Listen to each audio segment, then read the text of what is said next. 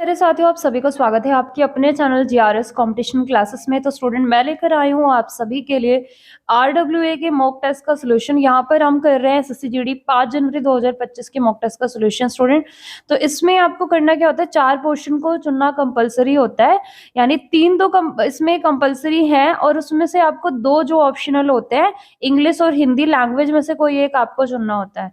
तो यहाँ पर हमने हिंदी को सेलेक्ट किया है और फिर टेस्ट को अगर आप स्टार्ट करने लगेंगे तो फिर 60 मिनट्स का आपको जो है ड्यूरेशन मिलता है और नंबर ऑफ क्वेश्चंस 100 होते हैं, जिसके लिए मार्क्स आपको मिलते हैं 160। तो स्टूडेंट, टेस्ट आपका स्टार्ट हो जाएगा। तो आपने करना है क्या भाई, सबसे पहले जो भी चीजें आसान लगे उनको पहले क्या करो, जैसे कि आप हिंदी से शुरुआत करें या फिर जीके से टेस्ट की शुरुआत करें, उसके बाद रीजनिंग करें और लास्ट में करेंगे आप मैथ्स को। तो इसी अकॉर्डिंग हम भी यहाँ पर करने वाले हैं स्टूडेंट, और सारे टेस्ट का सोल्यूशन लेकर आई हूँ विद एक्सप्लेनेशन। चाहे आपका कोई भी सब्जेक्ट हो, कुछ नहीं छूटेगा, सारे सब्जेक्ट का हम यहाँ पर सोल्यूशन करने वाले हैं। तो क्लास से अंत तक बने रहिएगा और अगर क्लास पसंद आए तो भाई सेशन को लाइक शेयर कर दीजिएगा। चलिए बिना देरी के हुए शुरू करते हैं। तो पहला क्वेश्चन आपके सामने जीके का है। मुस्लिम लीग की स्थापना डैश में हुई, कराची, लाहौर, ढाका, हैदराबाद। तो राइट आंसर क्या है, मुस्लिम लीग की स्थापना। मैंने आपको पॉलिटी, हिस्ट्री, ज्योग्राफी सारे सब्जेक्ट पढ़ा रखे हैं स्टूडेंट। तो आपके चैनल पर, इसी चैनल पर जीआरएस पर, अगर आपको प्लेलिस्ट में सारे जो भी सब्जेक्ट आपको पढ़ने हैं वो सब सब्जेक्ट मिल जाएंगे। और अगर आपने नहीं पढ़े हैं तो वो क्लासेस आप लोग अटेंड जरूर करें, ठीक है। तो यहाँ पर मुस्लिम लीग की स्थापना कहाँ पर हुई पूछ रहा है, लाहौर में, कराची में, ढाका में या हैदराबाद में। आपको मालूम है कि 30 दिसंबर को 1906 में जो है मुस्लिम लीग की स्थापना होती है। और कौन करता है, सलीमुल्लाह खां और आगा खां करते हैं। सलीमुल्लाह खां और आगा खां के द्वारा जो है मुस्लिम लीग की स्थापना होती है स्टूडेंट। और कहाँ पर होती है, ढाका में होती है, जो कि आज के समय में बांग्लादेश का हिस्सा है या कहें उसकी राजधानी है। आपका राइट आंसर ऑप्शन सी है पहले क्वेश्चन के लिए। अगला क्वेश्चन नंबर 2, इंसुलिन द्वारा किस बीमारी का उपचार किया जाता है, रक्तअल्पता, एनीमिया, तपेदिक, कैंसर या मधुमेह। तो इंसुलिन जो है टाइप 1 और टाइप 2 के डायबिटीज के लिए उपचार में उपयोग होता है। तो राइट आंसर आपका मधुमेह या डायबिटीज हो जाएगा, ऑप्शन नंबर डी। अगला क्वेश्चन नंबर 3, विश्व सरकार शिखर सम्मेलन 2024 की मेजबानी किस देश ने की थी। वर्ल्ड गवर्नमेंट समिट की बात कर रहा है, France, USA, UAE, Oman. Right answer क्या है स्टूडेंट, यहाँ पर यूएई है। यूएई के दुबई में जो है ये मेजबानी की गई थी, यानी ये शिखर सम्मेलन यहाँ पर आयोजित हुआ था। तो राइट आंसर आपका ऑप्शन सी हो जाएगा। यहाँ पर मतलब जो मेजबान कंट्री है उसके प्रमुख कौन थे, तो शेख मोहम्मद बिन राशिद अल मखदूम थे। और सबसे पहले अगर शुरुआत की बात करूं तो शुरुआत जो है इस वर्ल्ड गवर्नमेंट समिट की शुरुआत 2011 से हुई है। 2011 में पहली बार आयोजित हुआ था।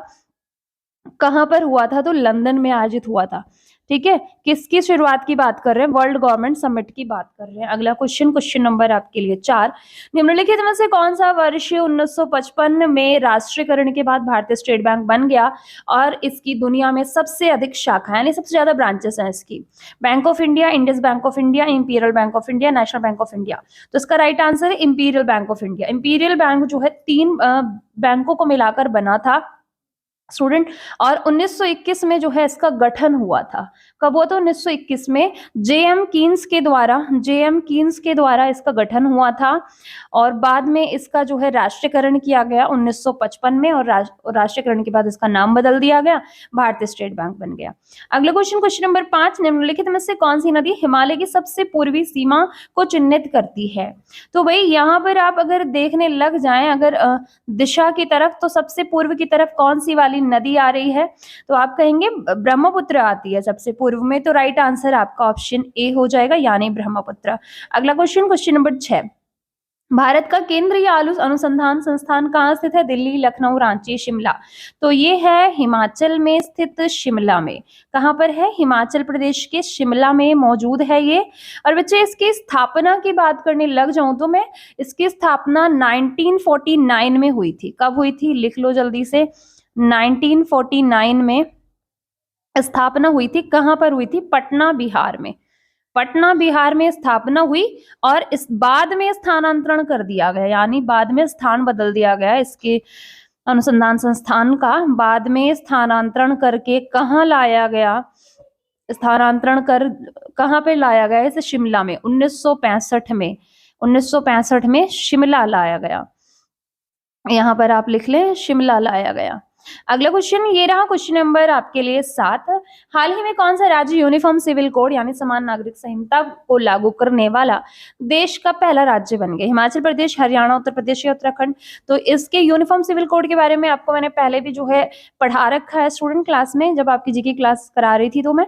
उत्तराखंड राइट आंसर हो जाएगा आपका ऑप्शन डी। अगला क्वेश्चन, क्वेश्चन नंबर 8। सोनार का पूर्ण रूप क्या है? Sound navigation and ranging, sound notification and ranging, sound observation navigation and ranging, sound navigation and rating. तो स्टूडेंट सोनार का पूर्ण रूप होता है sound navigation and ranging. Right answer आपका ऑप्शन ए हो जाएगा। और स्टूडेंट मैं आपको बताते चलूं कि हमारी 2 बजे जो है जीआरएस चैनल पर आपकी क्लास होती है आरपीएफ एग्जाम को टारगेट करते हुए। तो वो क्लास आपके एसएससी जीडी एग्जाम के लिए भी यूजफुल है, क्योंकि वहां पर आप वो सारे क्वेश्चन देख रहे हो जो सारे प्रीवियस ईयर क्वेश्चन हैं। ठीक है, तो ऐसा नहीं है कि सिर्फ वो आरपीएफ के लिए, आपके किसी भी एग्जाम के लिए वो यूजफुल है, जो भी वनडे एग्जाम्स होते हैं।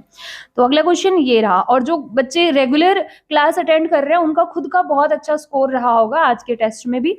मीदम मीफी उत्सव किस समुदाय के द्वारा मनाया जाता है? ताई, अहोम, कुकी, आगामी, निशी। तो मीदम मीफी जो उत्सव है ये असम राज्य का है, और समुदाय कौन सा है? ताई अहोम, या अहोम समुदाय भी इसे कहा जाता है, असम से संबंधित है। अगला क्वेश्चन, क्वेश्चन नंबर 10। डैश के द्वारा एक पुस्तक क्लियर लाइट ऑफ डे लिखी गई? अनिता देसाई, झुंपा लाहिड़ी, किरण देसाई, निकिता लालवानी। तो राइट आंसर क्या हो जाएगा स्टूडेंट? अनिता देसाई के द्वारा ये पुस्तक लिखी गई, 1980 में जो है ये प्रकाशित हुई थी। 1980 में इसका प्रकाशन हुआ था, या कहें कि प्रकाशित हुई थी। अगला क्वेश्चन ये रहा, क्वेश्चन नंबर 11। गोवा पर पुर्तगालियों ने कब कब्जा किया था? पुर्तगालियों ने गोवा पर कब्जा, पहला ऑप्शन तो हट ही जाएगा क्योंकि इस समय तक पुर्तगाली आए नहीं थे भारत। और भाई पुर्तगालियों ने जो है कब्जा कर लिया था सबसे पहले भारत में, तो इनमें से कोई तिथि पहले वाली नहीं है। 1510 राइट आंसर। अब देखो जरा, इन्होंने सबसे पहले ना, जो गोवा के आसपास का क्षेत्र बीजापुर है, बीजापुर पर सबसे पहले पुर्तगालियों का कब्जा हुआ। बीजापुर पर सबसे पहले इन्होंने पुर्तगालियों ने कब्जा करा था। ठीक है, सबसे पहले कब्जा किया था। और अगर उस समय गवर्नर जनरल की बात करने लग जाए कौन था, तो अल्फोंसो डी अल्बुकर्क के नेतृत्व में इन्होंने जो है कब्जा कर लिया था।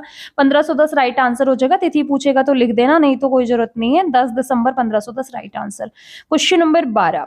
संविधान के डैश अनुच्छेद जो राज्य के नीति निर्देशक तत्वों में एक को प्रतिष्ठापित करता है में यह निर्दिष्ट किया गया है कि राज्य ग्राम पंचायतों का संगठन करने के लिए कदम उठाएगा और उन्हें ऐसी शक्तियां और प्राधिकार प्रदान करेगा जो उन्हें स्वायत्त शासन की इकाई के रूप में कार्य करने के योग्य बनाने के लिए आवश्यक हो।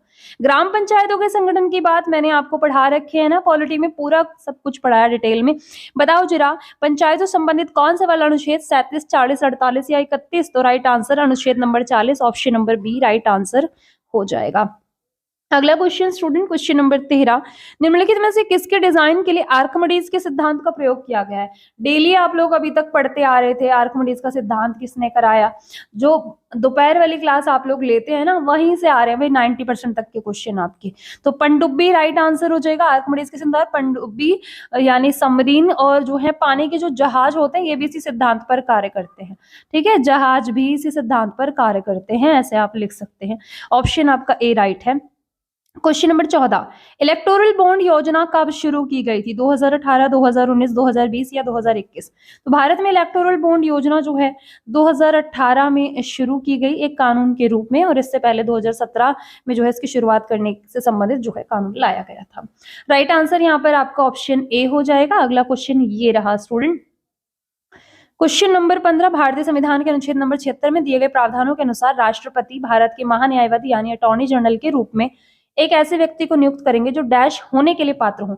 यानी उसके अंदर पात्रता कौन सी चाहिए? किसी भी उच्च न्यायालय के न्यायाधीश के रूप में नियुक्त होने वाली, सर्वोच्च न्यायालय के न्यायाधीश के रूप में नियुक्त होने वाली, किसी भी राज्य के मंत्रिमंडल के मंत्री के रूप में नियुक्त होने वाली, केंद्रीय मंत्रिमंडल के मंत्री के रूप में नियुक्त होने वाली। पहले साथियों, मंत्री से तो कोई संबंध है ही नहीं अटॉर्नी जनरल का। अब हाई कोर्ट या सुप्रीम कोर्ट का न्यायाधीश, तो आप कहेंगे वो केंद्र स्तर का जो है अधिकारी है, महान्यायवादी। तो यहाँ पर क्या हो जाएगा? हाई कोर्ट नहीं बल्कि सुप्रीम कोर्ट का बिल्कुल सही हो जाएगा। सुप्रीम कोर्ट के जो भी न्यायाधीश होते हैं उनके अंदर जो अहर्ताएं चाहिए वही चाहिए अहर्ताएं अटॉर्नी जनरल के लिए। और ये जो है महाधिवक्ता जो राज्य स्तर का होता है ना, उसके लिए हाई कोर्ट वाली चाहिए होती है। ठीक है, चलिए अगले क्वेश्चन पर चलेंगे। क्वेश्चन नंबर आपका 16, भारतीय महाद्वीप का सबसे दक्षिणी छोर जो केप कॉमोरिन है, ये है तमिलनाडु में। राइट आंसर आपका ऑप्शन डी हो जाएगा भाई। अगला क्वेश्चन, क्वेश्चन नंबर 17, गरीबी हटाओ किस राजनेता का नारा है? जरूरी नहीं राजनेता हो, राजनेत्री भी हो सकता है। तो राइट आंसर क्या है भाई? इंदिरा गांधी, के कामराज, मोरारजी देसाई, कर्पूरी ठाकुर। तो स्टूडेंट ये इंदिरा गांधी जी ने ये नारा दिया था 1971 में, गरीबी हटाओ देश बचाओ का नारा इन्होंने दिया था। अगला क्वेश्चन, क्वेश्चन नंबर आपका 18, किसी परमाणु के नाभिक में मौजूद प्रोटॉन और न्यूट्रॉन की कुल संख्या को डैश के रूप में जाना जाता है? एवोगाद्रो संख्या, गॉस संख्या, परमाणु क्रमांक या द्रव्यमान संख्या? तो स्टूडेंट इसे मास नंबर या द्रव्यमान संख्या कहते हैं। किसी भी नाभिक में जो है, परमाणु के नाभिक में मौजूद प्रोटॉन और न्यूट्रॉन की कुल संख्या को द्रव्यमान संख्या कहते हैं।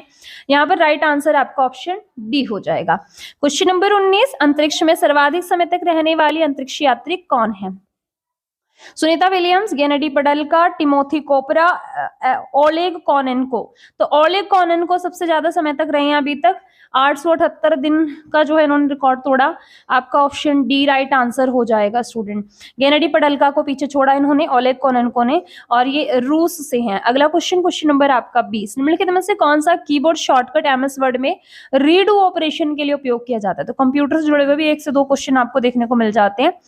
Alt + Z, control + Y, Alt + Y, control + R। तो भाई हम रीडू के लिए क्या यूज करते हैं? कंट्रोल + Y का यूज करते हैं। तो आपका राइट आंसर ऑप्शन बी हो जाएगा।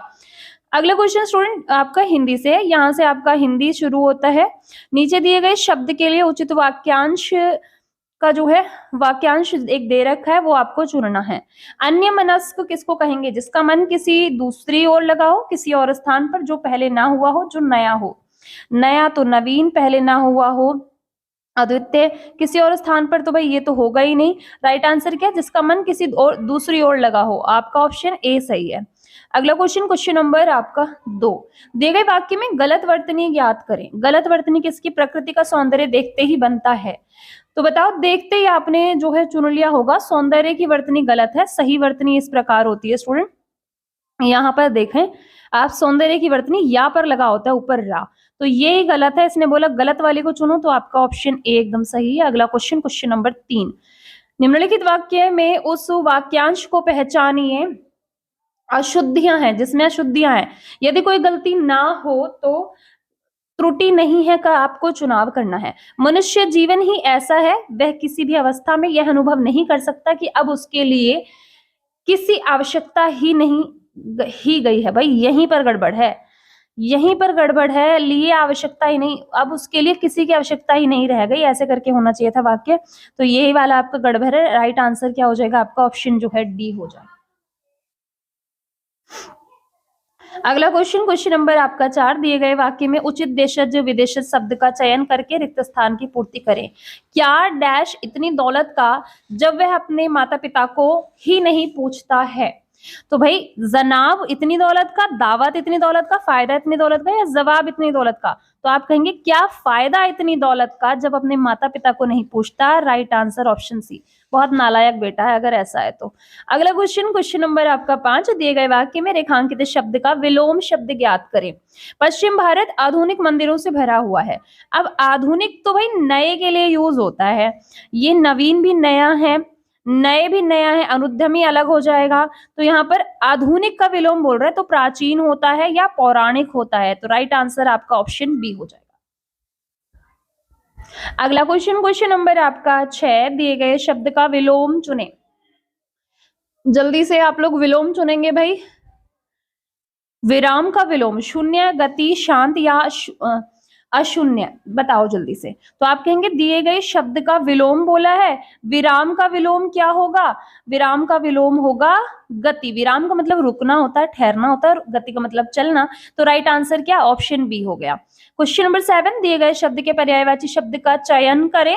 व्यवधान, व्यवधान का मतलब रुकावट होता है, बाधा डालना होता है। तो भाई लो आंसर ही मिल गया आपको। भ्रमण, बाधा, मिलन, प्रीति। बाधा एकदम सही है, ठीक है। किसी भी काम में व्यवधान डालना, विघ्न डालना, बाधा डालना, बात एक ही है। अगला क्वेश्चन, क्वेश्चन नंबर 8, बहुत काम करते रहने वाला ऐसा व्यक्ति जो बहुत ज्यादा काम करता रहता है, उसके लिए एक वाक्यांश बताओ। उसे कलाकार कहोगे, श्रमिक कहोगे, हठी कहोगे या कर्मठ कहोगे? तो आप कहेंगे उसे कर्मठ, लगातार काम करता रहता है। राइट आंसर ऑप्शन डी हो जाएगा। क्वेश्चन नंबर 9, फूंक से पहाड़ उड़ाना मुहावरे का सही अर्थ है। अब भाई ऐसा तो हो ही नहीं सकता कि किसी के फूंक से पहाड़ उड़ जाए, चाहे वो कोई भी हो। और व्यक्ति अगर ऐसा कह रहा है, इसका मतलब वो जो है असंभव कार्य करने की कोशिश कर रहा है, जो हो ही नहीं सकता। तो फिर आप किसको चुनेंगे? असंभव कार्य करने की कोशिश करना। ऑप्शन ए एकदम सही है। क्वेश्चन नंबर 10, रिक्त स्थान को भरने के लिए उपयुक्त शब्द का चयन करें। गाय पेड़ डैश बंधी है, पेड़ के बंधी है, पेड़ से बंधी है, पेड़ पर बंधी है, पेड़ में बंधी है। तो गाय पेड़ से बंधी है। राइट आंसर बी हो जाएगा। अगला क्वेश्चन, क्वेश्चन नंबर 11, दिए गए वाक्य में रेखांकित खंड को प्रतिस्थापित करने के लिए सबसे उपयुक्त विकल्प का चयन करें। बताइए स्टूडेंट, वह मिलनसार था इसलिए उन्होंने कई मित्र बना लिए। अब वह मिलनसार था तो एक व्यक्ति की बात हो रही है। अब उन्होंने जो लगाया है ये गलत है, उन्होंने की जगह उसने होना चाहिए, इसलिए उससे गलत हो गया। किसी बदलाव की आवश्यकता नहीं, मैंने तो बता ही दिया कि बदलाव होगा, तो ये भी गलत हो गया। उनके कई मित्र बना लिए, ये तो वाक्य गलत बन रहा है। ऐसे होगा पूरा वाक्य, वह मिलनसार था इसलिए उसने कई मित्र बना लिए। तो राइट आंसर आपका ऑप्शन डी। अगला क्वेश्चन, क्वेश्चन नंबर 12, दिए गए वाक्य में रेखांकित अंश को प्रतिस्थापित करने के लिए सबसे उपयुक्त विकल्प का चयन करें। उसे व्याकरण का अच्छा बोध है।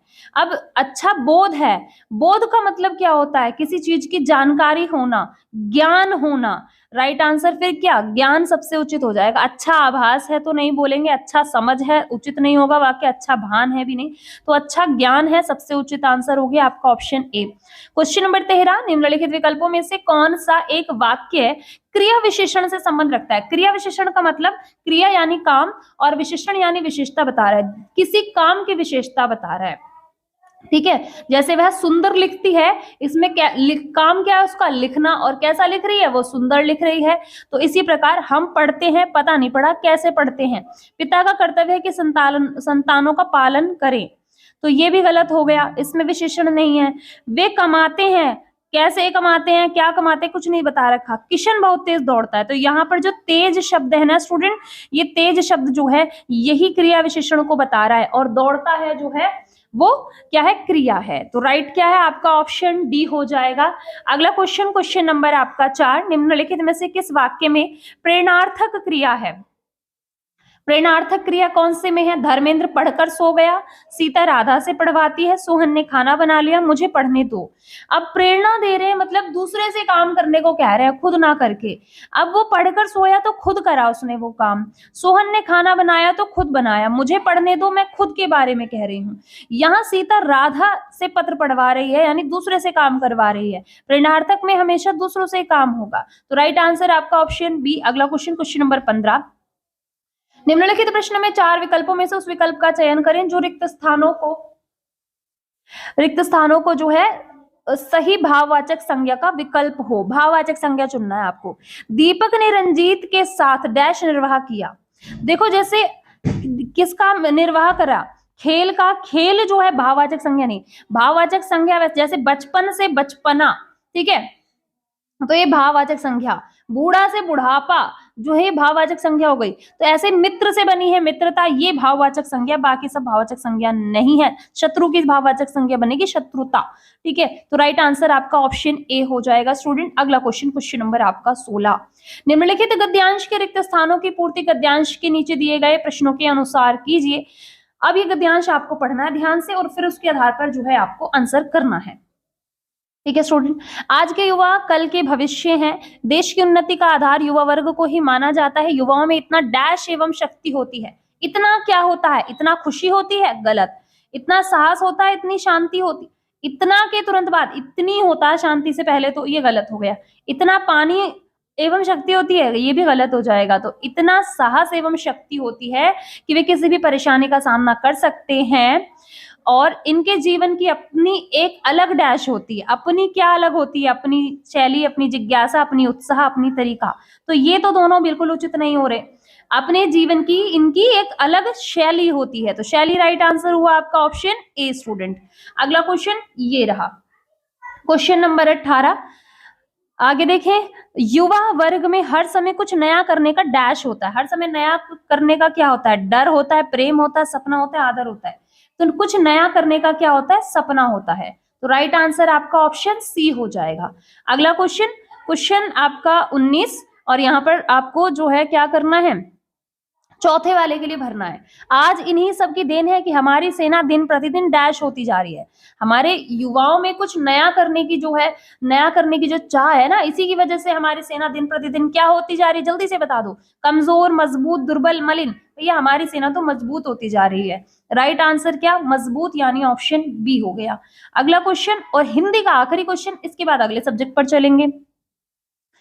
बताइए, परंतु कई कारणों से युवाओं में पाश्चात्य संस्कृति का प्रभाव एवं आधुनिक रहन सहन की धारणा उत्पन्न हो रही है, जिसके कारण वे अपने नैतिक डैश की अवहेलना करने लगे हैं।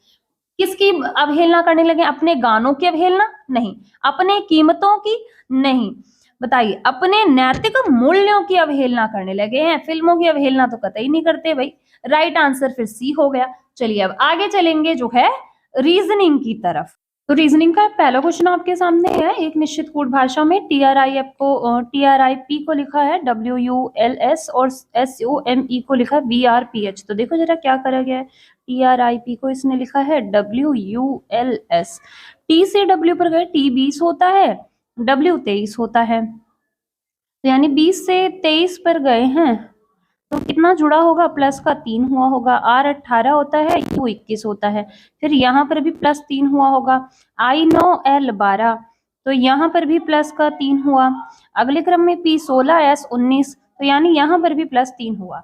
आपको भी वही करना है। CLAN में CLAN लिखा हुआ है, तो C यानी कि 3 और 3 6, यानी F से आपका आंसर शुरू होगा।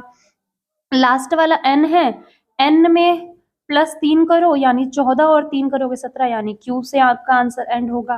तो ये आपका आंसर नहीं हो सकता। आगे L आपका 12 होता है, 12 और 3 करूंगी 15, F के बाद आएगा O, और A आपका 1 होता है, 1 और 3 करूंगी तो 4, 4 मतलब कि D, F O D Q right answer हो जाएगा आपका ऑप्शन नंबर A एकदम से सही जवाब। क्वेश्चन नंबर 2, 4 शब्द दिए गए हैं जिनमें से 3 किसी प्रकार से समान है जबकि चौथा असंगत है। असंगत शब्द का चयन करें। चौक, मार्कर, पुस्तक, पेन। तो यहाँ पर चौक से भी लिखने का काम होता है, मार्कर से भी और पेन से भी, जबकि पुस्तक से आप पढ़ने का काम करते हैं। तो ये वाला भिन्न है, यानी राइट आंसर आपका ऑप्शन सी हो गया। क्वेश्चन नंबर 3, दिए गए विकल्पों में से उस विकल्प का चयन करें जो निम्न तालिका में प्रश्न चिन्ह के स्थान पर आ सकती है। तो या तो वर्टिकल देखना है या हॉरिजॉन्टल देखना है, ठीक है। इसको तो यहाँ पर जो बड़ी संख्या जिस तरफ जा रही हो उस तरफ आप ध्यान दें। 5, 6 और 7, इनके वर्गों का योग करने लग जाओगे तब भी 384 नहीं आ रहा है, और इनके अंकों का योग करके, यानी 5 + 6 11 और 7 हो गया 18, 18 का वर्ग करूंगी तो 384 नहीं 324 आएगा। तो भाई क्या हुआ होगा? देखो जरा, ये 5 ऐसा का ऐसा ही, ठीक है, 5 ऐसा का ऐसा ही लिख दिया, 6 का कर दिया वर्ग, 6 का वर्ग कर दिया और 7 का कर दिया घन, यानी 5 एकम 5 और 6 छिंग 36 और 7 सत्ते 49 सत्ते 343। अब इन सबको जोड़ डालो फटाफट से। 3 और 6 9, 3 और 6 9, और 9 और 5 होगा 14, यानी इकाई अंक पे 4 हासिल जाएगा 1, 4 और 1 5 और 3 8, 8 यहाँ और बचेगा ये रहा 3, तो 384 इस तरह से आया होगा। पहले वाले का आपने जो है पावर 1, इसकी पावर 2, इसकी पावर 3 करी है। इसी अकॉर्डिंग आपको भी करना है। 3 की पावर 1 कर दो, यानी कि 3 की पावर 1, 4 की पावर 2 करो, 5 की पावर 3 करो, यानी 3 की पावर 1 3 होगा, 4 की पावर 2 का मतलब 4 चौक 16 होगा, 5 की पावर 3 का मतलब 5 पंजे 25 पंजे 125 होगा। इनके अंकों को जोड़ डालो फटाफट से।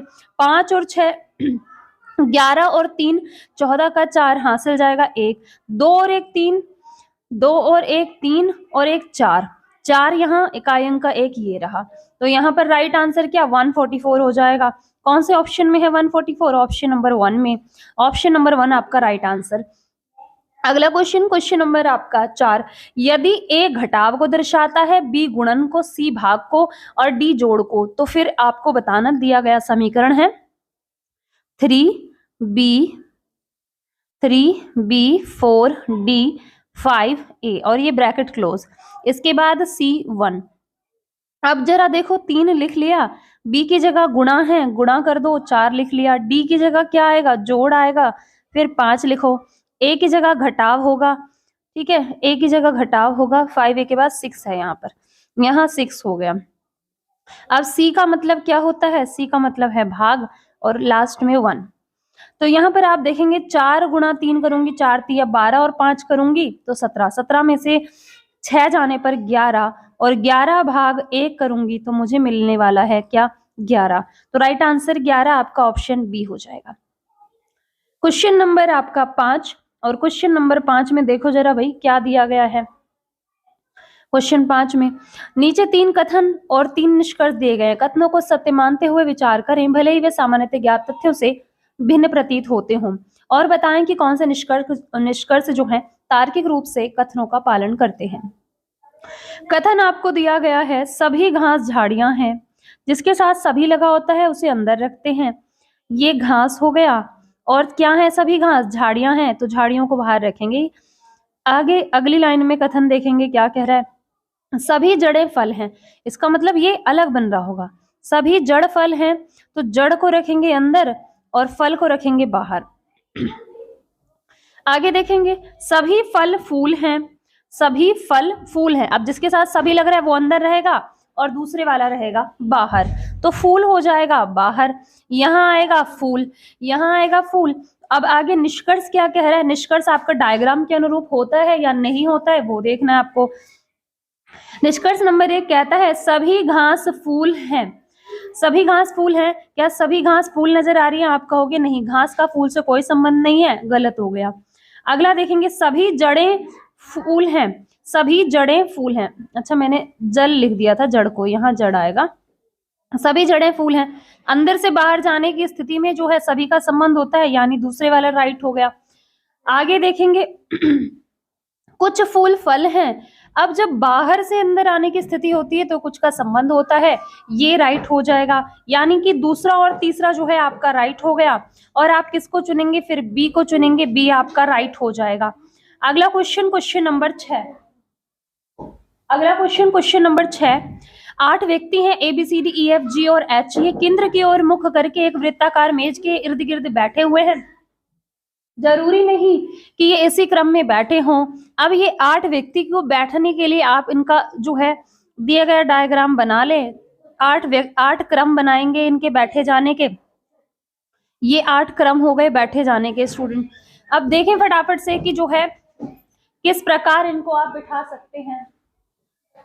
ठीक है स्टूडेंट, ए सी के दाएं और दूसरे स्थान पर है, कहीं पर भी आप ए को बिठा दें, उसके ए जो है वो दाएं ओर है सी के दूसरे स्थान पर, सी के दूसरे स्थान पर दाएं ओर है, ये रहा सी, और सी के दाएं ओर दूसरा ए हो गया, पहला दूसरा ये हो गया ए, ए सी के दाएं दूसरा है, बिल्कुल ठीक है, तथा सी डी के बाएं ओर तीसरा है, डी के बाएं तीसरा, यहां डी को रखूंगी, पहला दूसरा तीसरा हो गया सी डी के बाएं।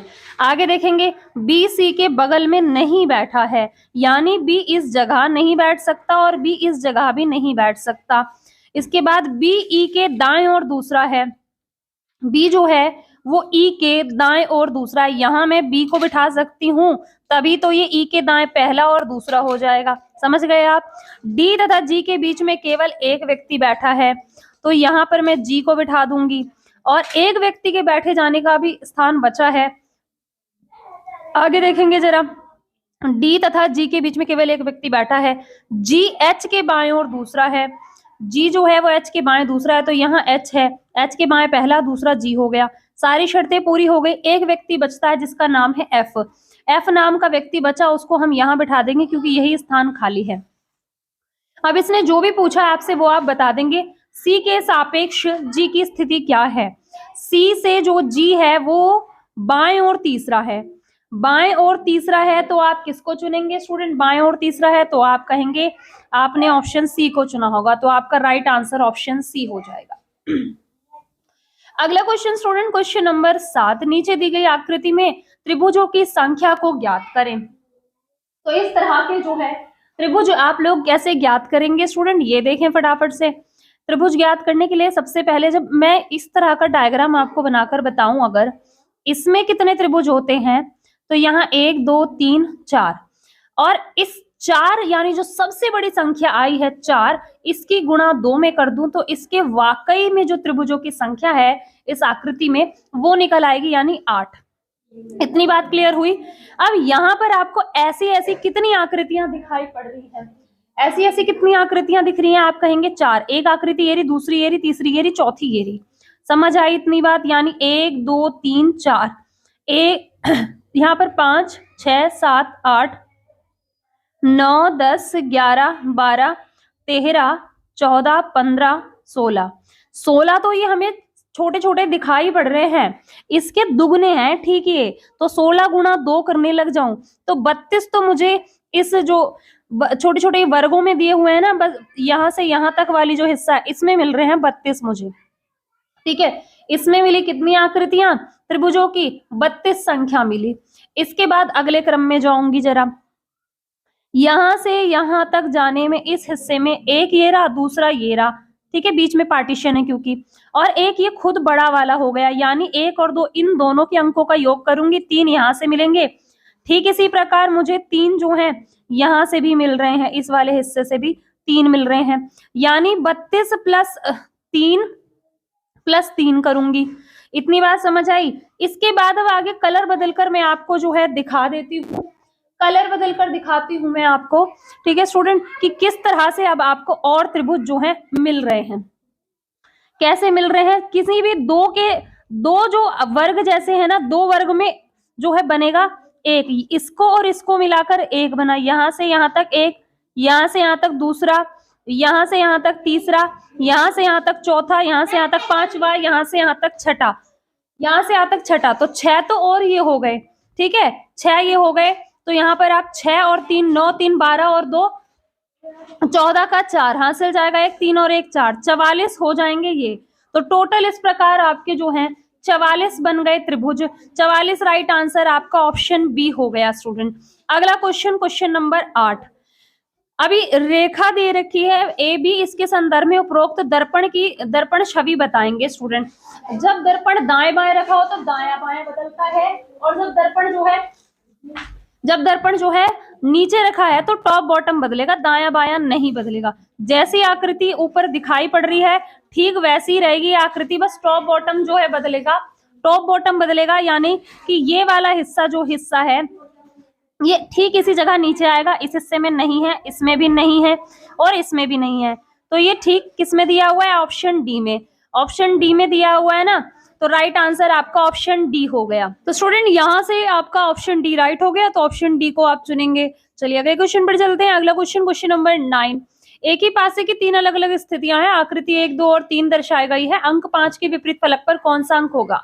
अगर आप रीजनिंग की क्लास मेरे अटेंड करते हैं तो आप पासे वाले क्वेश्चन को एकदम आसानी से कर सकते हैं। मैंने 2 नियम बताए हैं पासे को क्वेश्चन को करने के लिए। 2 नियम ये हैं, जब भी कोई 2 अंक एक जैसे होते हैं, जैसे कि पासा नंबर 2 और पासा नंबर 3 में है, तो आप सिर्फ अन्य के बारे में बता सकते हैं, 5 के विपरीत 4 है और यही आपसे पूछ रहा है। पासा नंबर 2 और 3 से लेने पर भी आपको मिल गया 5 के विपरीत 4 है, अन्य के बारे में कुछ नहीं बता सकते कि जो है 6 के विपरीत कौन होगा या 1 के विपरीत कौन होगा। अगर पूछ लेता क्वेश्चन आपसे, आप नहीं बता पाते बिल्कुल भी। लेकिन पासा नंबर 1 और 2 को करने के लिए अगर आप नियम नंबर 2 लगाएंगे, जहां पर कोई भी एक अंक, एक चिन्ह या एक अक्षर जो है कॉमन हो, तो फिर उस स्थिति में आप बता सकते हैं सभी के बारे में कि कौन किससे विपरीत है। पासा नंबर 1 और पासा नंबर 2 से हम ले रहे हैं, तो यहाँ पर एक अंक कॉमन है, कौन है, 5। 5 से शुरुआत करेंगे और घड़ी की दिशा में घुमा देंगे। 5 के बाद आएगा 3 पासा नंबर 1 में, और 3 के बाद आएगा घड़ी की दिशा में 2। फिर 5 के बाद पासा नंबर 2 में आएगा 1 और 1 के बाद आएगा 6।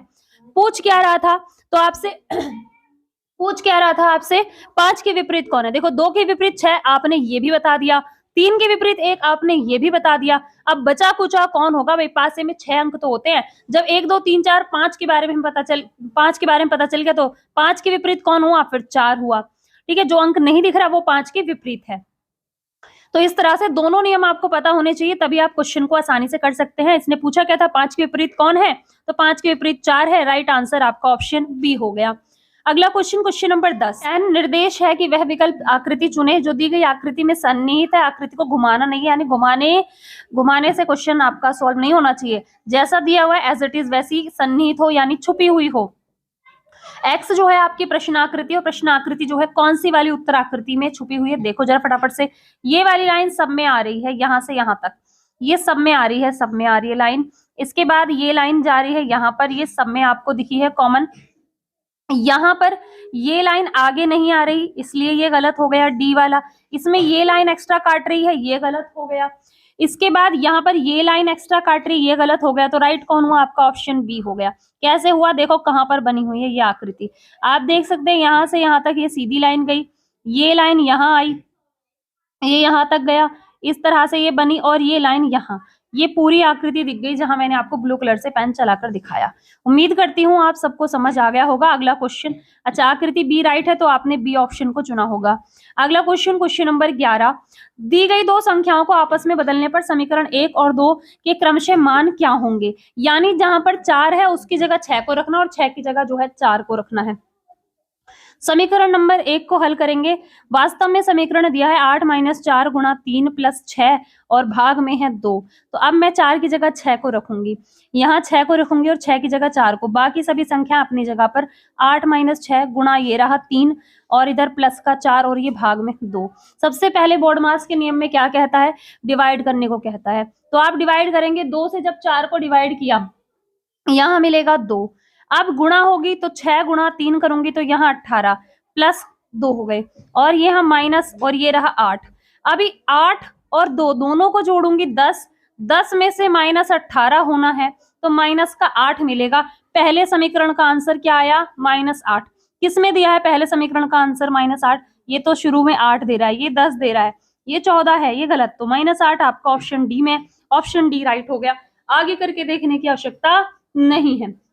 अगला क्वेश्चन, क्वेश्चन नंबर 12, दिए गए पैटर्न को ध्यानपूर्वक अध्ययन कीजिए और उस विकल्प का चयन कीजिए जो इसमें प्रश्नवाचक चिन्ह के स्थान पर आ सकता है। 11, 7, 324। इसमें या तो आप इस तरह देख सकते हैं लाइनों को, और या इस तरह देख सकते हैं, यानी वर्टिकल या हॉरिजॉन्टल किसी भी तरह देखें, लेकिन चलें उसी तरफ जहां पर छोटे से बड़े क्रम में संख्याएं हों। तो छोटे से बड़े क्रम में संख्याएं इस तरफ है, यानी ऊपर से नीचे की तरफ आने पर 11 और 7 से क्या किया गया होगा कि 324 मिला होगा। 11 और 7 को आपने किया होगा ऐड, 11 और 7 हो गया 18, 18 का कर दिया प्यारे साथियों वर्ग, तो मिल गया आपको 324।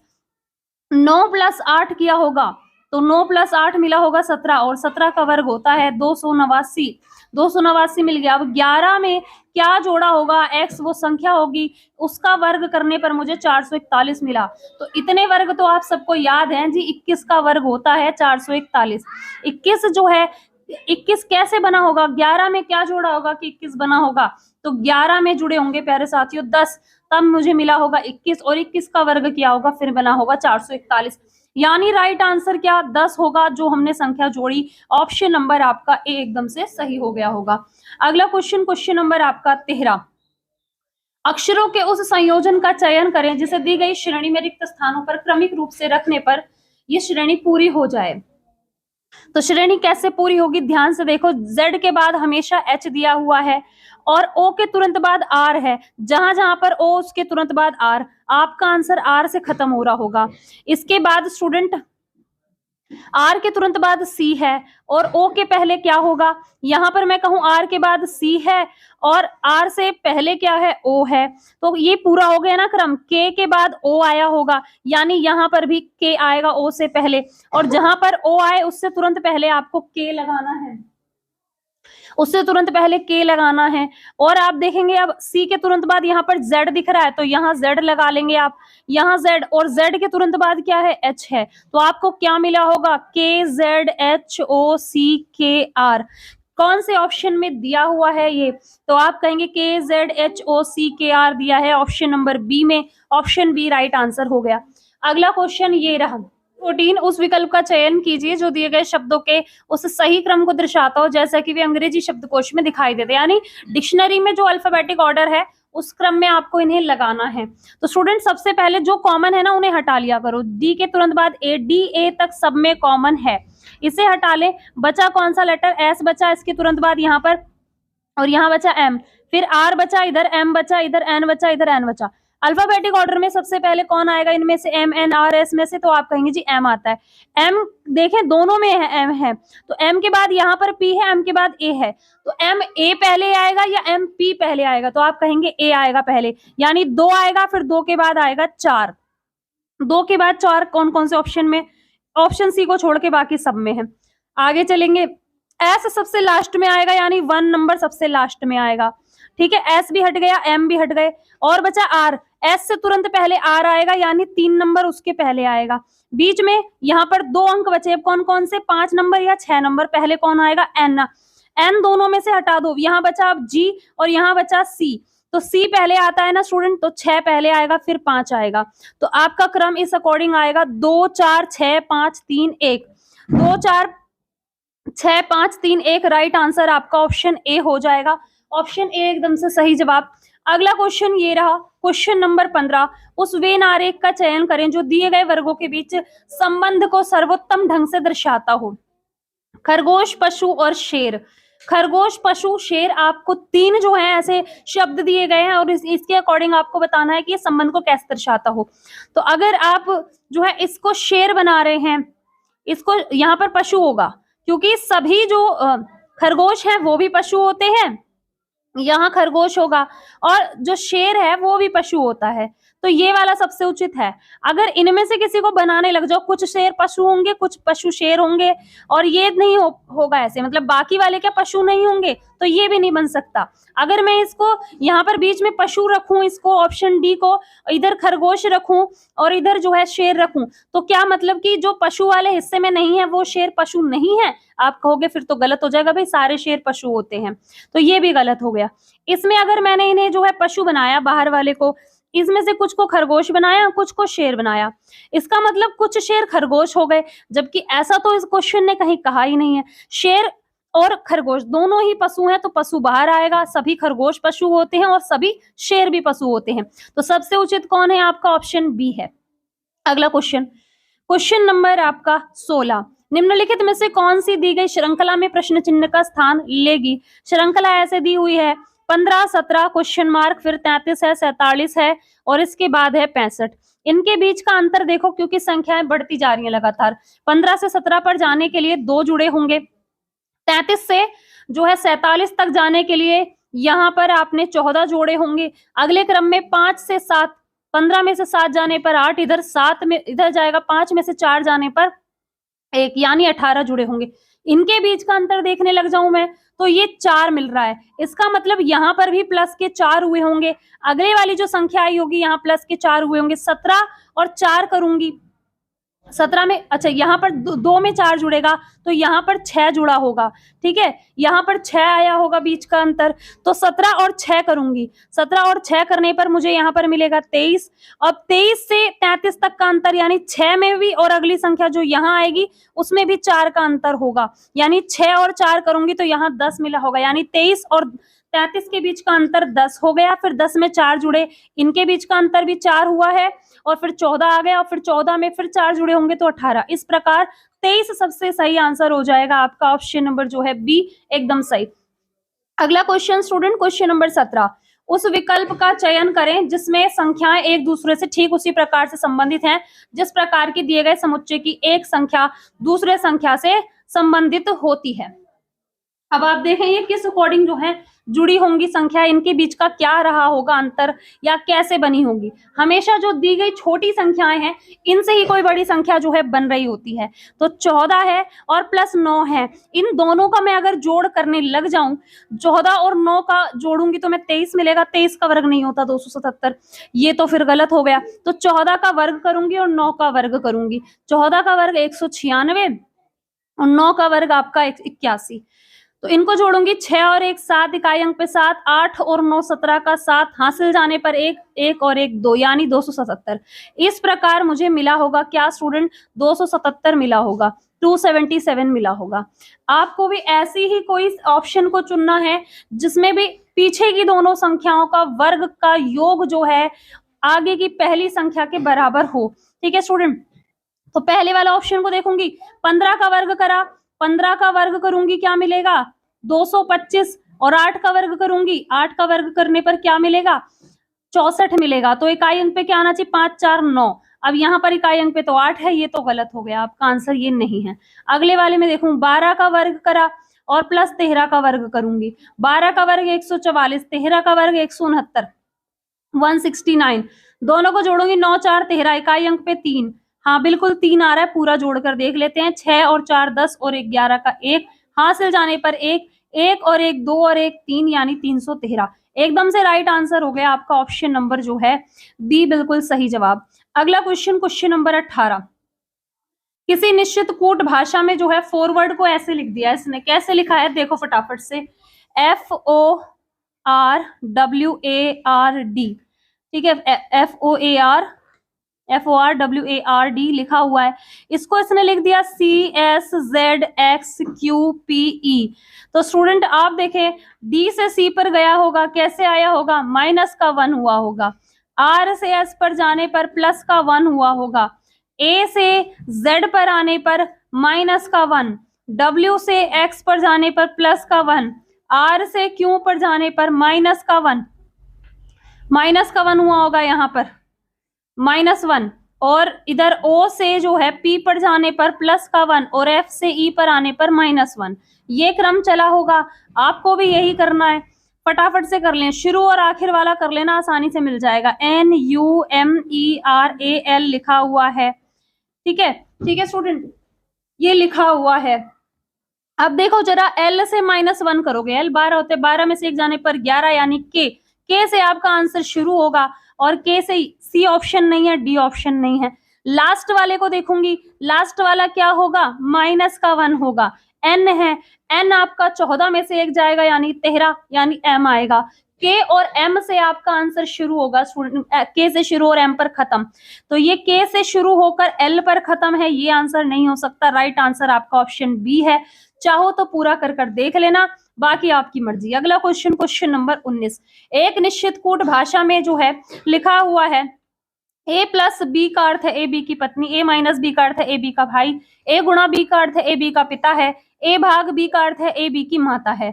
तो ये एक समीकरण दिया हुआ है स्टूडेंट, आपको समीकरण को हल करना है, P गुणा Q plus R minus S भाग T। इसमें से कौन सा समीकरण के आधार पर जो दिए हुए ऑप्शन है सही है, ठीक है स्टूडेंट। पहले समीकरण को हल कर लेते हैं। भाग का मतलब क्या होता है, माता, पहले वाला व्यक्ति माता है, ठीक है। टी की माता हो गई एस, यानी एस माइनस के साइन से डिनोट होंगी। माइनस का साइन हमेशा स्त्री के लिए, और पुरुष का साइन जो है, पुरुष के लिए प्लस का साइन यूज होता है, ठीक है स्टूडेंट।